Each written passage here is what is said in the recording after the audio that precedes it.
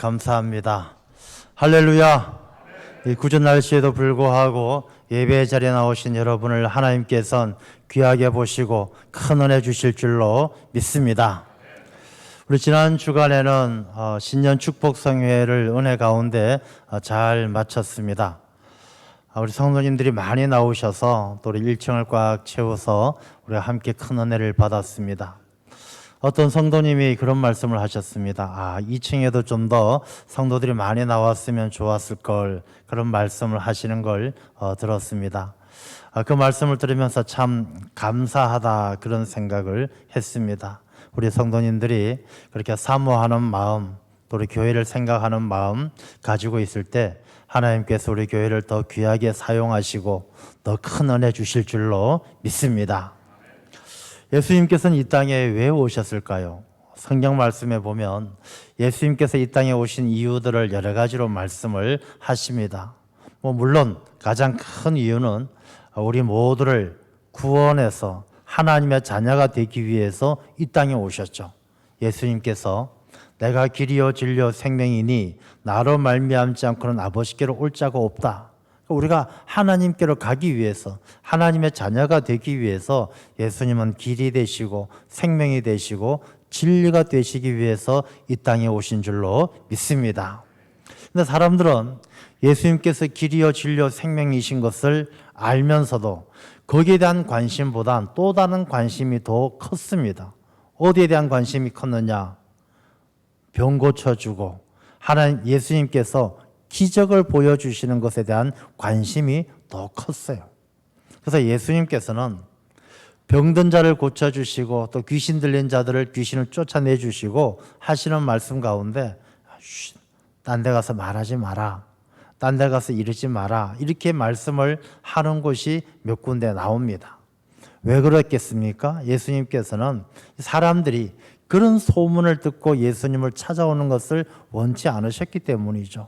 그냥 병 고침 받고 귀신 쫓아내 주시고 오병이어처럼 기적 보여주시고 그런 것을 구경하려고 찾아오는 것을 예수님께서는 원치 않으셨죠.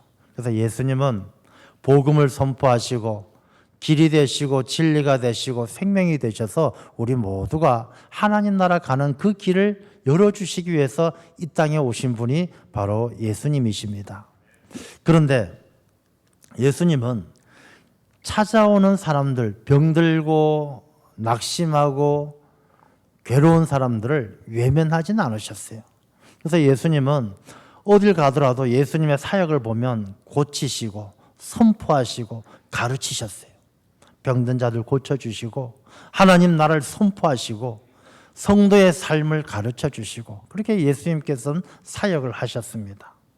오늘 이 본문의 말씀도 그런 사역의 연장선상에 있는 말씀인데 예수님께서는 두로와 시돈 지역에 가서 이제 병든 자들 고쳐주시고 또 이 가나안 여인의 자녀도 고쳐주시고 그런 사역을 하시다가 이제 갈릴리 지역으로 오셨어요. 이 갈릴리 지역으로 오셔서 산에 오르시니까 많은 무리들이 찾아옵니다. 근데 그 무리들을 오늘 본문의 말씀에 보면 30절 말씀에 보면 큰 무리가 오는데 다리 저는 사람, 장애인, 맹인, 말 못하는 사람, 수많은 상처 입고 병들고 지쳐있는 사람들이 예수님께 나오는 것입니다. 물론 예수님은 그들을 고쳐주시는 것이 본질은 아니지만 예수님께서는 그들을 불쌍히 여기시는 마음으로 하나하나 고쳐주셔요. 31절 말씀을 보면 말 못하는 사람이 말하고 장애인이 온전하게 되고 다리 저는 사람이 걷고 맹인이 보게 되고 오늘 이렇게 아버지의 집에 올라 예배하며 하나님이 찾으시는 참된 예배자의 삶을 살아가는 여러분에게 이런 큰 은혜가 임할 줄로 믿습니다. 여러분을 고쳐주시고 보지 못하는 자 보게 하시고 걷지 못하는 자 걷게 하시는 하나님의 큰 은혜가 임하시기를 주님의 이름으로 축원합니다. 그런데 이렇게 많은 사람들이 병고침을 받고 31절 말씀의 마지막에 보면요 이렇게 말씀을 합니다. 무리가 보고 놀랍게 여겨 이스라엘의 하나님께 영광을 돌리니라. 여기에서 보면은 예수님께서 고치시고 치유하시는 이런 이적들이 이방인들에게서 일어났구나라는 것을 알 수가 있어요. 그 마지막 부분에 이스라엘의 하나님께 영광을 돌리니라. 만약에 유대인들이었더라면 굳이 이스라엘의 하나님께라고 표현 안 하겠죠. 그냥 하나님께 영광을 올렸다 이렇게 표현할 터인데, 이스라엘의 하나님께 영광을 올렸다라는 것은 그 병 고침받고 치유받은 자들이 이방인들이었다라는 것을 보여주는 것입니다. 이 갈릴리 동부 지역은 이 당시에도 이방인들이 모여 살던 곳입니다. 우리나라로 본다라면 차이나타운 같이 외국인들이 와서 사는 것처럼 유대인들이 아닌 사람들이 모여 사는 곳에 예수님께서 친히 가셔서 병을 고쳐주시는 그런 은혜를 베푸셨던 것이죠. 이 말씀은 예수님께서 복음을 전하시고 병을 고쳐주시는 사역이 유대인들에게만 국한된 것이 아니라 이젠 이방인들에게까지 확장되어져 가고 있음을 말씀해 주시는 거예요. 요 뒤에 나오는 칠병이어 떡 7개와 고기 2마리로 4,000명이 넘는 많은 사람들을 먹인 사건이 기록되어져 있는데, 이 기록은 오병이어의 기록과 별로 차이가 없어요. 오병이어도 축사하시고 떼어서 나눠주실 때 많은 5,000명이 넘는 사람들이 먹고 12바구니가 남았던 그 일과 내용은 거의 비슷해요. 별 차이가 없어요. 중요한 차이가 뭐냐 하면, 오병이어의 기적은 유대인들에게 일어난 일이지만 이제는 칠병이어의 이 기적은 이방인들에게 일어난 기적이다라는 그 차이가 있는 것입니다. 그 차이가 뭐가 그렇게 중요합니까? 라고 생각할 수 있지만 이 차이는 아주 중요합니다. 우리 신앙생활에 있어서 아주 중요한 하나님 나라의 비밀을 말씀해 주시는 것 중에 하나입니다. 자, 어떤 비밀이냐 하면요, 이 구약의 신앙, 구약의 하나님의 백성과 신약 시대의 하나님의 백성, 예수 그리스도께서 오신 이후의 신약의 신앙은 다르다는 차이점을 보여주셔요. 이 구약의 유대인들은 자기들만이 하나님의 백성이었습니다. 선택받은 백성. 아브라함을 통해서 하나님은 이 유대 민족을 택하셔서 하나님의 백성으로 삼으셨어요. 그래서 유대인들은 태어나면서부터 선택받은 민족이에요. 유대인들로 태어났기 때문에, 아브라함의 후손으로 태어났기 때문에 자기들은 당연하게 구원받은 사람이다라고 생각을 했던 것이죠. 그래서 그들은 이 바리새인들의 모습을 통해서 보여주는 것처럼 자기 의에 충만해요. 야, 내가 누군데? 내가 믿는 게 최고인데? 내가 하는 방법이 이게 맞는 방법이고 다른 사람들 다 틀렸어. 이 구약의 신앙관을 가지고 이 혈연적으로 택함받은 백성이라고 생각하는 유대인들의 신앙은 그런 신앙이었어요. 남들 보면 다 잘못됐어요. 야, 너 그렇게 하면 안 돼. 야, 너 그렇게 찬송할 때 그렇게 하면 안 돼. 기도할 때 그렇게 하면 안 돼. 신앙생활 그렇게 하면 안 돼. 이런 마음이 유대인들이 가지고 있는 구약의 마음이에요. 근데 예수님께서 오시고 나서는 그게 달라졌어요. 오병이어의 기적이 이방인들에게 똑같이 베풀어지는 것처럼 이 신약에 와서 예수 그리스도의 복음은 어떤 복음이냐? 예수님의 복음은요, 이 혈연적, 이 선택적 유대인들을 넘어서서 이방인들에게로 흘러가는 것입니다. 성화 가운데, 그림 가운데 보면 예수님이 문을 두드리는 장면이 있잖아요. 그 문을 두드리는 장면 아마 많이 들어보셨겠지만 그 문 두드리는 문에는 문고리가 없어요. 이 문은 안에서만 열 수가 있죠. 그 문은 사람의 마음을 이야기합니다. 자, 그럼 그 그림 뒷장, 그 그림 뒷면을 한번 생각해 보면요, 예수님께서 사람의 마음의 문을 두드리는데 그 문을 안 열어주시면 예수님께서 그 문 열어주실 때까지 기다릴까요? 아니면 다른 옆집에 가서 또 문을 두드릴까요? 신약의 신앙은요, 구약의 신앙하고 다르게 구약은 선택적인 이 유대인들, 아브라함의 후손들만 구원받는 것으로 생각하고 있었지만 이 신약에 와서 예수님께서 보여주시는 복음은, 이 복음은 유대인을 넘어 땅끝까지, 예루살렘으로부터 땅끝까지 전해지는 것이 바로 신약의 그리스도의 복음이라는 것을 우리에게 말씀해 주고 있는 것입니다. 우리가 예수 그리스도의 은혜를 받아들이지 않으면 예수님께서 내가 받아들일 때까지 나를 기다려 주시는 것이 아니라 내 문에서 내 마음의 문을 두드리고 계시는 것이 아니라 내 마음을 떠날 수 있다는 것을 우리가 두려운 마음으로 생각을 해야 합니다. 여러분, 신앙생활을 하는 것은요, 다 때가 있어요. 기회가 있어요. 언제든지 할 수 있는 것이 아닙니다. 내가 내 마음을 두드리는 하나님의 내 마음의 문을 두드리는 예수님의 노크 소리가 들릴 때에 내가 주님을 붙들고 문을 열고 영접해야 내가 택함 받은 백성으로 살아가는 것이지, 문을 꽉 닫고 있다가 나중에 문을 열겠다. 나중에 문을 열어보면요, 문 앞에 예수님이 안 계셔요. 그래서 신앙의 때, 믿음의 때는 놓쳐서는 안 된다는 것을 우리가 잘 생각해야 하는 것입니다. 이것은요, 제가 드리는 말씀이 아니라 성경에도 그런 말씀을 기록하고 있잖아요.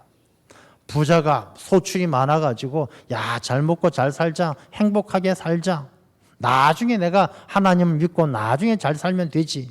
그날 밤에 하나님께서 불러 가시잖아요. 다 기회가 있고 때가 있어요.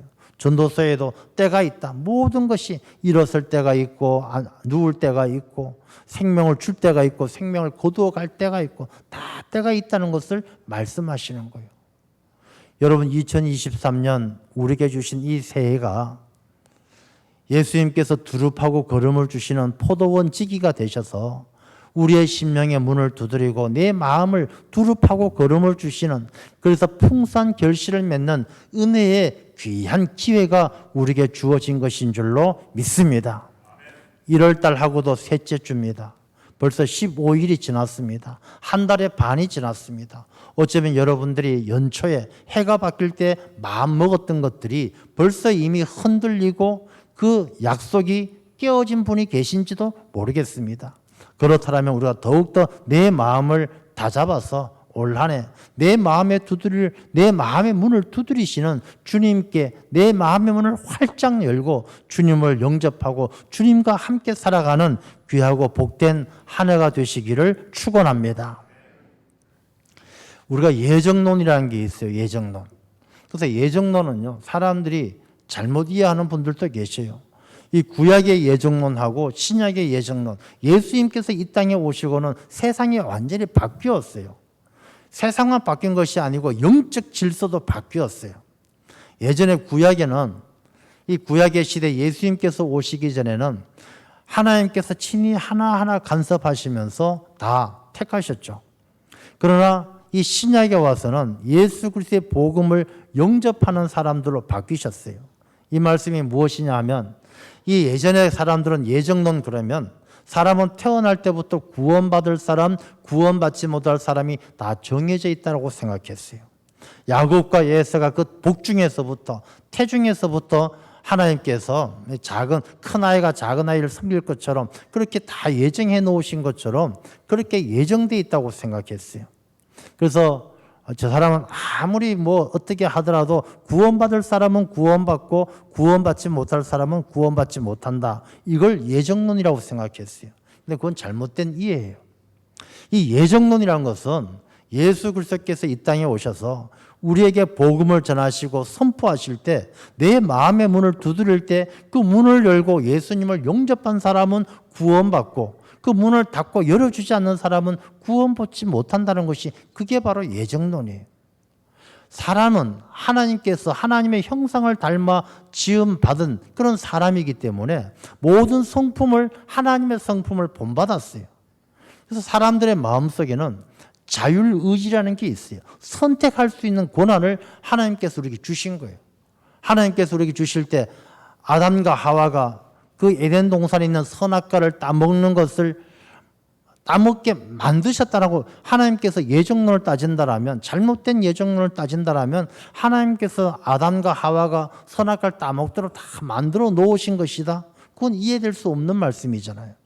하나님께서는 아담과 하와에게 하나님의 형상을 닮아 지음받은 사람이 자유의지를 가지고 먹을 것이냐 말 것이냐 선택할 수 있는 그런 기회를 주셨는데, 이 아담과 하와가 하나님의 일을 방해하는 사탄의 꼬임에 거기에 미혹되어져서 먹어버렸기 때문에 죄를 지은 것 아니겠습니까? 마찬가지죠. 하나님께서 가룟 유다에게 예수님을 팔도록 그렇게 만든 것이 아니라 사탄이 가룟 유다에게 예수님을 팔 생각을 집어넣었던 것이죠. 그 마음이 선택의 기로에 섰을 때 마귀에게 마음을 빼앗겨버린 것이죠. 여러분, 지금도 마찬가지입니다. 지금도 우리가 하나님의 백성은 구약의 시대처럼 혈연적으로 만들어지는 것 아니에요. 야, 우리 집안은 아버지도 목사님이고 할아버지도 목사님인데 당연히 내가 구원받지, 내가 하나님의 백성이지, 아니란 것입니다. 우리 아버지도 장로고 할아버지도 장로인데 당연히 나도 장로 될 것이고 나도 구원받겠지, 아니란 것입니다. 내가 마음의 문을 열고 주님을 영접하지 않으면 구원받지 못하는 거예요. 그래서 이 칠병이어의 기적이, 병고침의 기적이 유대인들에게서 이방인에게로 넘어간다는 것은 이 말씀의 의미가 거기에 담겨 있는 것입니다. 내가 유대인인 것처럼 착각하지 말라는 것입니다. 내가 교회 나오고 신앙생활하니까 나는 당연히 구원받겠지, 내가 다른 사람들 천국 갈 때 같이 가겠지, 그렇지 않을 수 있다는 것을 우리가 두려운 마음으로 올 한 해 더 주님을 잘 붙들고 주님과 함께하는 믿음 생활 해야 될 줄로 믿습니다. 이제 예수님께서는 이 병자들 다 고쳐주시고 32절 말씀에 보면 제자들을 불러서 이야기합니다.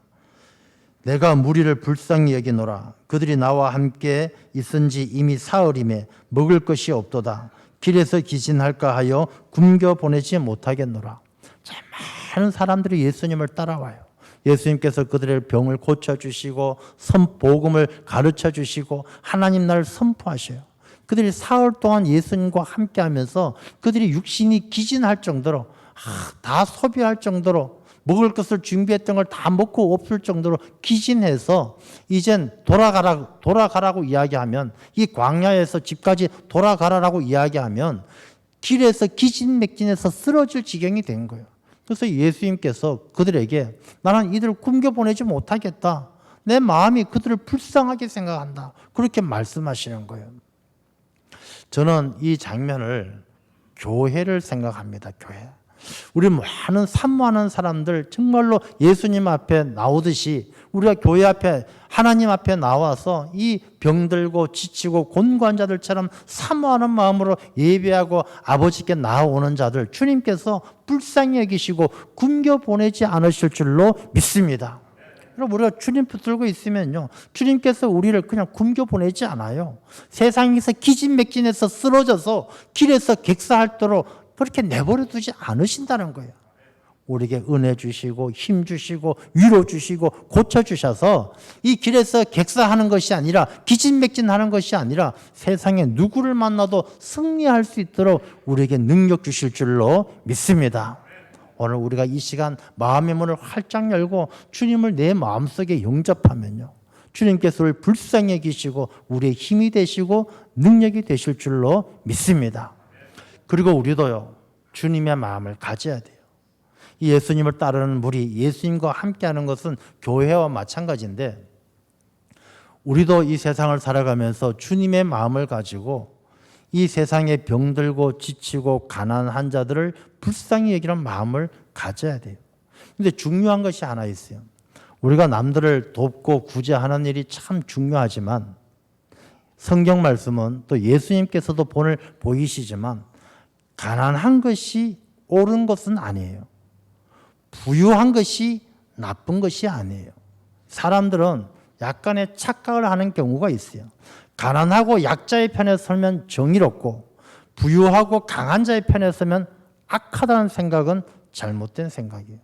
성경 말씀을 보면 하나님을 참 믿은 사람들, 욥 같은 사람, 아브라함 같은 사람 다 부유하고 강한 사람이었어요. 족장들이었어요. 이삭과 같은 사람 하나님께서 무엇을 하더라도 우물을 팔 때마다 물이 솟아나오도록 축복해 주셨어요. 가난한 것은 정의롭고 약한 자는 옳고 부유한 자는 악하고 높은 사람은 나쁘다, 잘못된 생각이에요. 우리가 레위기에 보면 19장에 이런 말씀이 있습니다. 너희는 재판할 때에 불의를 행하지 말며 가난한 자의 편을 들지 말며. 가난한 자의 편을 무조건 드는 게 아니에요. 그 다음에 세력 있는 자라고 두둔하지 말고 힘 있는 사람이라고 옹호하지 말고 공의로 사람을 재판할지며. 이 말씀의 의미가 뭐냐 하면 우리의 판단 기준은 가난하고 부자이고 높고 낮은 것이 판단 기준이 아니라 하나님께서 무엇을 기뻐하시는가, 하나님의 공의가 내 삶의 판단의 기준이 되어야 할 줄로 믿습니다. 그래서 이 교회는요, 구제기관 아니에요.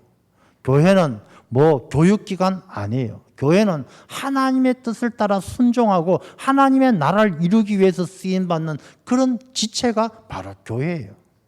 그래서 우리가 어려운 사람을 도와줄 때도 아무나 도와주는 게 아니에요.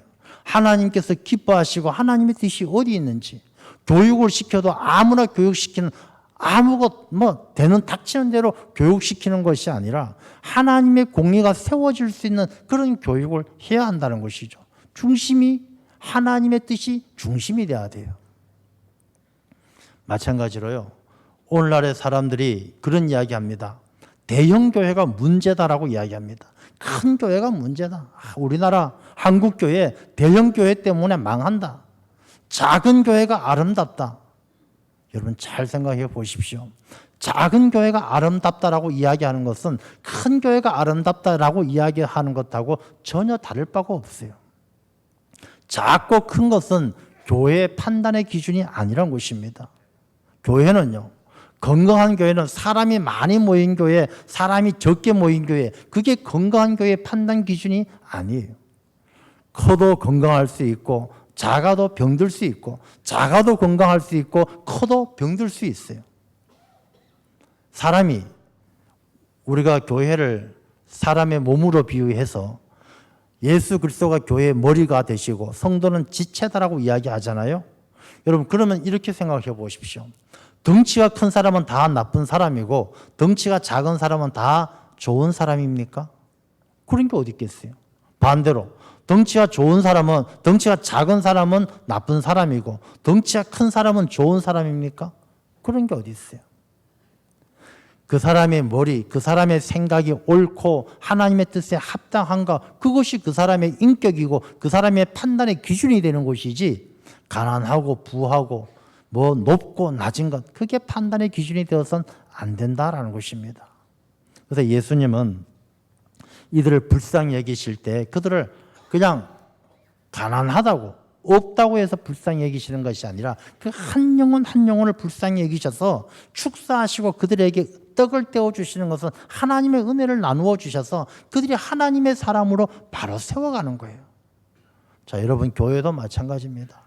우리 한 사람 한 사람이 주님의 마음을 가지고 누군가가 가난하고 약한 자처럼 뭔가 부족하고 뭔가 모자라는 점이 있다라면 내가 하나님께 기도하고 떡을 떼어 내가 가진 것을 나누어 주면서 내가 더 섬기고 내가 더 양보하고 내가 더 낮아지는 자세로 섬겨서 하나님의 은혜가 그들에게 전해지는 축복의 통로로 내가 쓰임 받아야 되지, 바리새인들처럼 정죄하고 너 잘못됐어, 그렇게 살면 안 돼, 야 너 가난해 보여, 꼴 보기 싫어, 나가, 너 연약해 보여, 나 너랑 같이 안 놀아, 그것이 판단의 기준이 되는 바로 그 사람은 자기 자신의 깊은 병에 든 것과 다를 바가 없다라는 것입니다. 그래서 우리는 살아가면서 삶의 판단 기준이 부유하고 가난한 것, 그게 기준이 되어서는 안 돼요. 세상에 성공하고 실패한 사람, 그게 기준이 되어서는 안 돼요. 우리가 이사야서의 말씀을 보면요, 이사야 11장에 이런 말씀을 기록합니다. 그때의 이리가 어린 양과 함께 살며 표범이 어린 염소와 함께 누우며 송아지와 어린 사자와 살찐 짐승이 함께 있어 어린 아이에게 끌리며 암소와 곰이 함께 먹으며 그것들의 새끼가 함께 엎드리며 사자가 소처럼 풀을 먹을 것이며 젖먹는 아이가 독사의 구멍에서 장난하며 젖된 어린아이가 독사의 굴에 손을 넣을 것이라. 내 거룩한 산 모든 곳에서 해됨도 없고 상함도 없을 것이니. 거룩한 산, 하나님의 나라, 하나님의 교회는요 이런 교회예요. 그리고 물이 바다를 덮음같이 여호와를 아는 지식이 세상에 충만할 것임이니라. 자, 이 말씀을 한번 생각해 보면 이렇습니다. 여러분, 하나님의 나라는 다 어린 양들만 사는 게 아니에요. 그 나라에는 이리도 살고 어린 양도 살아요. 하나님의 거룩한 산에는 다 어린 염소만 있는 게 아니에요. 사자도 살고 염소도 살아요. 하나님의 나라에는 어린 아이만 사는 것이 아니라 독사들도 사는 거예요. 자, 교회가 그렇습니다. 여러분, 교회는요, 다 어린 양들만 있는 게 아니에요. 이리도 있고 어린 양도 있고 사자도 있고 염소도 있고 독사도 있고 다 있는 거예요. 그런데 사자가 풀을 먹으며 풀을 먹을 것이며, 이게 사자가 사자답게 사는 것, 이리가 이리답게 사는 것, 어린 양이 어린 양답게 사는 것은, 그것은 하나님 나라 백성이 될 수가 없는 거예요. 그건 세상의 육신의 성품이에요. 우리가 하나님을 아는 세상, 하나님을 아는 지식이 물이 바다를 덮음같이 하나님을 아는 지식으로 함께하는, 하나님을 믿는 사람들은요, 이리와 어린 양이 같이 뛰어노는 거예요. 어린 염소와 사자가 함께 노는 거예요. 사자가 풀을 뜯어 먹을 것이며, 사람이 자기가 할 수 있다고 다 하는 것은 하나님 나라 백성이 아니에요. 사자가 고기를 뜯어 먹을 줄 알아도 사자가 하나님의 나라에서는 풀을 뜯어 먹는 것처럼, 우리가 교회 안에서는 자기가 할 수 있다고 다 하는 것도 아니고, 남이 못한다고 이야기해서도 안 되고, 사자는 사자가 아닌 것처럼, 염소는 염소가 아닌 것처럼, 서로서로 불쌍히 여기고 서로 굶겨서 보내지 않겠다라는 예수님의 마음처럼 내가 조금이라도 더 섬기고 내가 조금이라도 더 주려고 하는 그런 마음으로 살아가는 것이 바로 교회요, 주님이 함께하는 신앙 공동체인 줄로 믿습니다. 그래서 우리는 그런 교회가 되어야 하는 것이죠. 우린 큰 교회, 부자가 되는 교회, 사람이 많은 교회, 물론 하나님께서 은혜 주시면 그렇게 될 수도 있지만 그것을 위해서 살아가는 교회가 되어서는 안 된다는 것입니다. 가난이라는 것도 그래요. 우리가 하나님의 일에 열심을 다하다가 재물보다 하나님을 섬기다가 선한 청지기처럼 하나님이 주신 은혜를 하나님의 뜻을 이루기 위해서 쓰다가 가난하게 되어지면 참 존경받고 귀한 일이에요. 그러나 가난해야만 하나님을 잘 믿는 것은 아니란 것입니다. 이 가난과 부요함, 강함과 약함, 높고 낮음, 이것은 우리가 성도들이 살아가는 삶의 판단 기준이 되지 말고, 우리가 하나님의 뜻이 어디 있는가, 하나님이 기뻐하는 일이 무엇인가, 그게 내 삶의 판단의 기준이 될 때에 하나님께서 그 사람을요 존귀하게 높이시고 하나님께서 크게 쓰실 줄로 믿습니다. 자, 예수님께서는 이제 이들에게 떡을 떼어 나누어 주십니다. 떡을 떼어 나누어 주시고 남은 것을 거두니까 7강주리에 찼다 그랬어요. 여러분, 오병이어는 12바구니가 나오고 여기에는 7강주리가 나와요. 근데 사실 바구니하고 광주리의 차이가 뭐냐? 이 바구니는 작아요. 광주리는 훨씬 더 큰 거예요. 그래서 우리가 사도행전에 보면 사도 바울이 다메섹에서 제자들이 도망시킬 때 강주리에 사도 바울을 달아서 피신시키는 그런 기록이 나오죠. 사람이 하나 들어갈 만큼 큰 것이 바로 강주리예요. 그 강주리는 주로 이방인들이 쓰는 도구고 바구니는 유대인들이 쓰는 도구예요. 그래서 이 7강주리가 남았다라는 것은 예수님께서 이방인들에게 베푸셨던 놀라운 이적이다라는 것을 역설적으로 보여주는 그런 증거이기도 한 것이죠. 그런데 우리가 가난한 사람을 돕는 방법에는 여러 가지가 있어요. 자기 자신이 가난한 사람 편에 서서 가난하게 되어지는 것도 물론 귀한 방법이에요. 우리가 알고 있는 다위엔 신부 같은 사람도 자기가 나병 걸린 사람들을 돕기 위해서 나병이 모여 사는 그 섬에 들어가서 하나님 봉사활동을 하는데 나병 걸린 사람들이 거부하는 거예요. 야, 당신은 다 정상인인데 뭐 혼자 잘난 척하고 와서 돕는다고 이야기하느냐. 그때 이 신부가 뭐라고 기도합니까? 하나님, 나도 나병에 걸리게 해 주십시오. 이 사람 나병에 걸렸어요. 나병에 걸린 채로 평생토록 나병인들과 함께 생활했던 것이죠. 물론 그렇게 어려운 사람을 돕는 것도 굉장히 중요하고 큰 영향력이 있는 방법이기도 한 것이죠. 헨리 나우엔처럼 하버드 교수였는데 교수 자리를 다 버리고 이 요양원에 가서 가난하고 병든 사람을 위해 평생을 봉사하는 그런 일들, 아주 중요하고 큰 영향력을 미칠 수 있는 일이지만 아무나 할 수 있는 일은 아니란 것입니다. 그럼 그렇게 못하는 사람은 어떻게 해야 되느냐? 그렇게 할 수 있는 사람은 하겠지만 못하는 사람은 어떻게 해야 되느냐? 사회적 책임을 다해야 되는 것이죠. 우리가 가난하고 소외된 사람, 그들에게 하나님의 공의를, 하나님이 기뻐하시는 일을 이루기 위해서 그들에게 하나님께서 내게 주신 축복과 은혜를 그들에게 흘러갈 수 있도록 축복의 통로가 되어야 되는 것입니다. 여러분, 오늘 비도 오고 눈도 옵니다.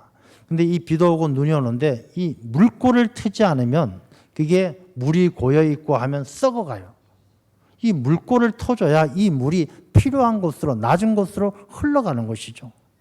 여러분, 낮은 자리에서 가난하고 연약하게 살아가는 사람들에게 내가 하나님께 받은 은혜가 너무 크고 하나님께서 큰 복을 주셔서 내가 가지고 있는 것도 많은데 물꼬를 탁 막고 있으면은 내 삶이요, 그 물에 썩어 들어가는 거예요. 내가 믿음 생활 잘하고 은혜 많이 받은 것 같지만 점점 교만해지고 내 삶이 점점 부패져 가는 거예요. 내 삶이 건강해지기 위해서는 내게 주신 은혜와 축복이 온 땅 가운데 더 낮은 곳으로 흘러갈 수 있도록 내 마음에 물꼬를 터야 돼요.